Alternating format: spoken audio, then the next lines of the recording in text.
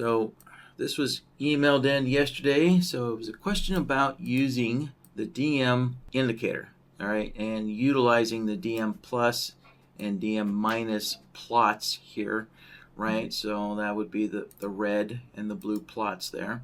All right, so there is a video out there already of this type of question here.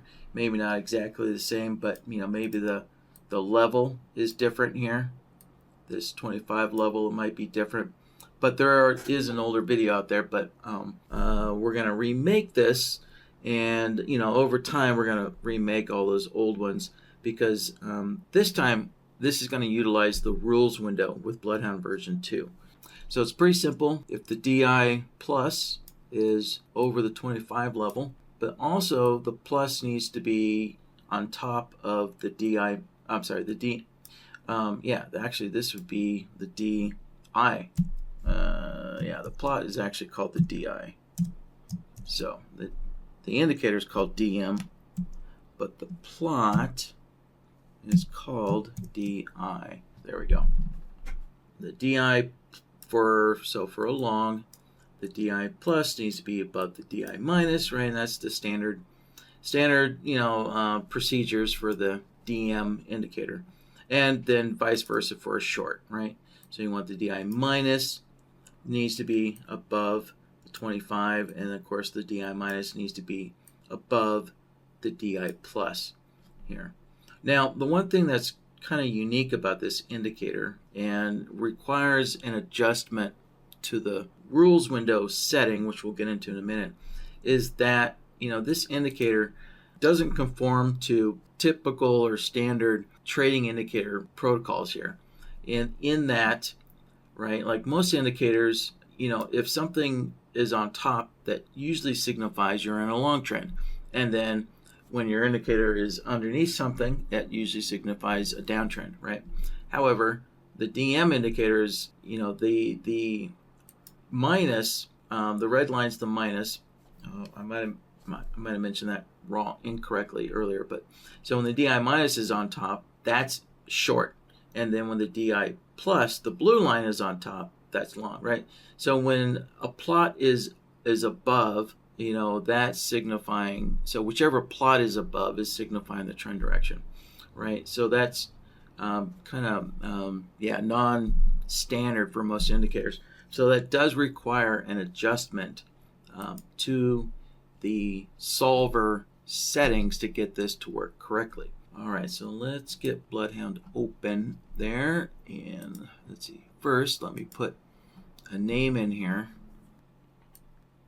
All right, so now that we have today's workshop file name in there, now we can start going to work here. All right, so, first thing we need to know if the DI plots, both plots, are, above this 25 level, right? So that would be a job for the threshold solver. There we go. Let's grab that. Plug that in. All right, we'll just call DIs above 25. Okay, so let's for the input, let's switch this over to the DM indicators.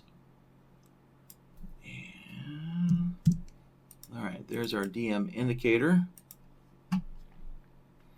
Right, and so we have, they call it the plus DI or the minus DI.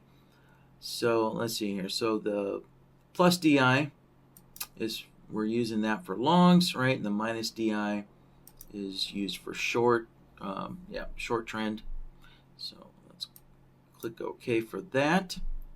And so now we need to go into the output window here. So this is what opens up the rules window. Here we go.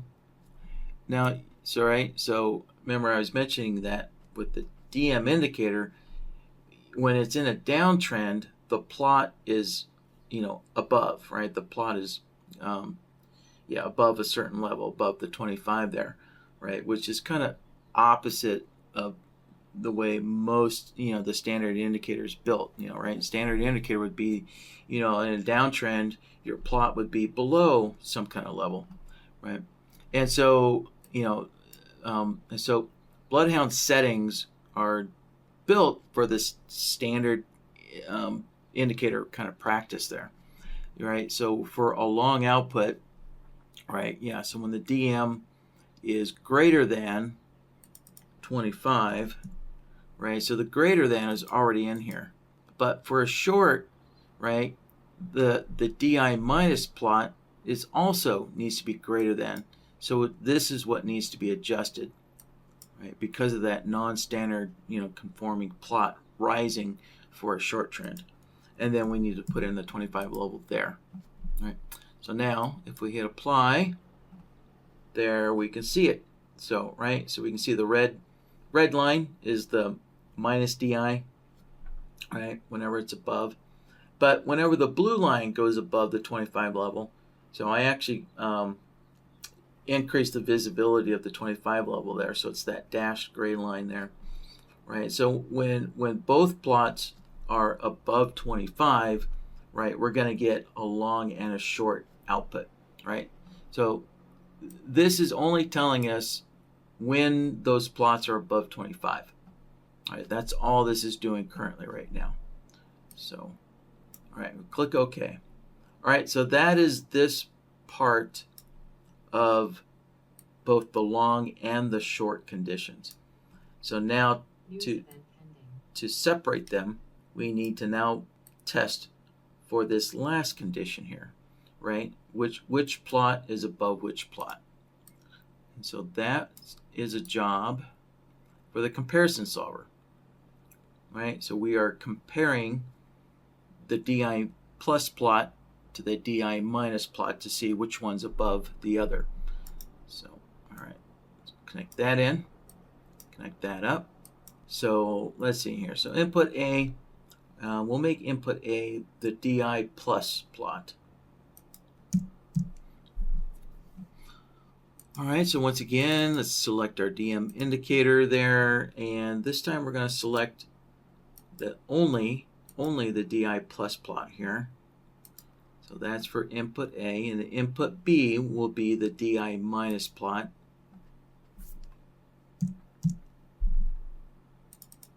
Oh, there we go. Select that, get that in down there, and now let's select the DI minus plot here.